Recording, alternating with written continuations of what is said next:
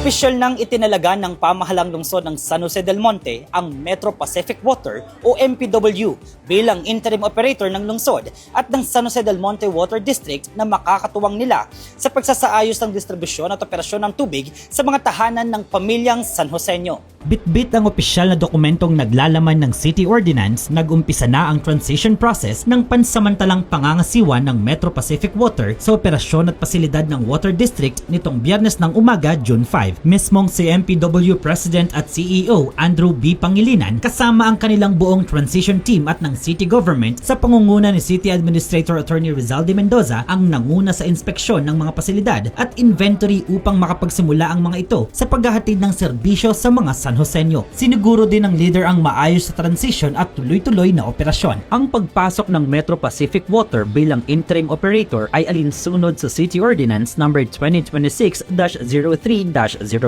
Sa ilalim ng ordinansang ito, binibigyang kapangyarihan ng lungsod na magsagawa ng emergency procurement upang humanap ng agarang solusyon at patatagin ng sistema ng patubig. Tiniyak naman ng lokal na pamahalaan na magiging business as usual ang operasyon ng tubig, bills payment at customer inquiries sa darating na Lunes, June 8, kasabay ng transition. Ito ay parte ng pagpapatupad ng ating ordinansa. No? So we have already engaged the services of an interim operator. Pansamantalang sila ang mga kasiwa ng operasyon at saka maintenance ng ating distribution ng tubig sa buong lungsod ng San Jose del Monte at yung iba't ibang infrastrukturang kinakailangan na mailatag para sa patuloy na pagbibigay ng mas maganda, mas malakas na tulo ng tubig sa ating mga bahay. So we hope that itong ating interim operator nito, which is the Metro Pacific, ay malaking may tulong sa atin. Pansamantalang bump ito,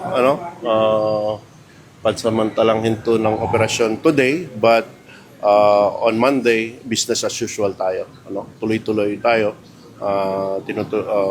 Sinasagawa ngayon ang inventaryo ng mga pasilidad, mga equipments, and lahat ng dokumento.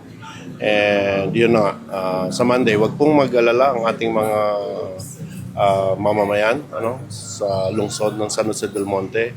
Ito po'y ginagawa ng ating pamahalang lungsod, ginagawa ni Mayor Ida, para mas magkaroon tayo ng mas magandang serbisyo sa tubig. Umasa po kayo na bukas ang pintuan at ang komunikasyon ng ating pamahalaan lungsod at ito po ay kanyang ibinigay na instruction dito sa Metro Pacific na kinakailangan lahat ng ugnayan, lahat ng komunikasyon, lahat ng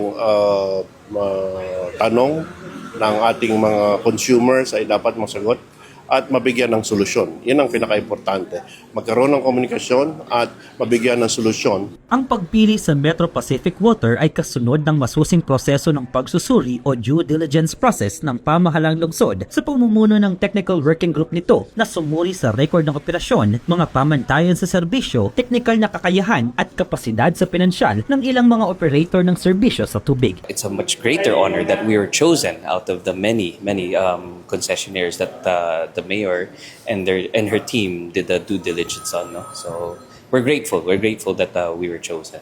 Kami naman kasi, we try to be as professional as possible. We want everything to normalize as soon as possible. We want the employees to be able to come back to work and of course, we don't want any interruptions of delivery ng water. That's our main concern right now.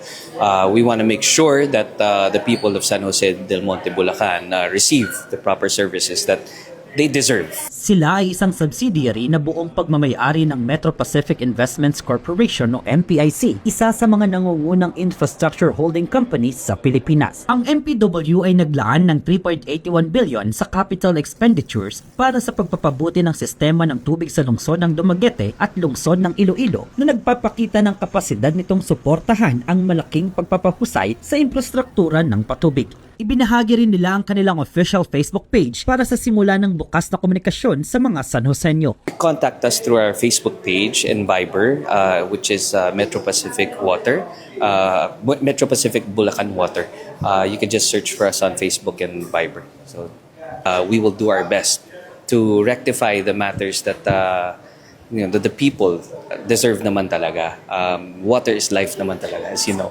So, they deserve proper service. Kabilang sa mga sasailalim sa pamamahala ng Metro Pacific Water at pamahalang lungsod, ang San Jose del Monte Water District Main Office, ang satellite office nito sa Barangay Francisco Homes, 2 water treatment facilities, 1 septage treatment plant, 10 pumping stations, 15 boosting stations, 12 mga water tanks at lorries, at iba pang mga kagamitan at pasilidad. Patuloy naman ang pagkipag-ugnayan ng lokal na pamahalaan at ng MPW para sa mga susunod na hakbang habang hinihiling ang kaunting pasensya at kooperasyon ng bawat Sanoseño sa gitna ng ginagawang rehabilitasyon. Kasabay nito ang pagsasagawa ng orientation sa mga empleyado upang masiguro ang maayos na transition at tuloy-tuloy na serbisyo para sa taong bayan. Matatanda ang 2 beses nang ibinasura ng magkaibang korte ang petisyon na magkaroon ng Temporary Restraining Order o TRO ang Prime Water laban sa lokal na pamahalaan dahil sa pangangasiwa nito sa sistema ng distribusyon ng tubig. Ngunit nanaig sa korte ang layunin ng pamahalang lungsod sa pangunguna ni Mayor Ate Rida Robes na wakasan ang matagal nang pasanin ng mga Sanoseño. Pasasalamat at pag-asang matuldukan na nga sana ang suliranin sa tubig ang ibinahagi naman ng mga residenteng nakasaksi sa naturang transisyon. Sana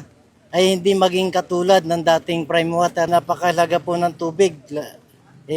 Dito nga kami nagtataka na sa Bulacan nagsisimula ang tubig.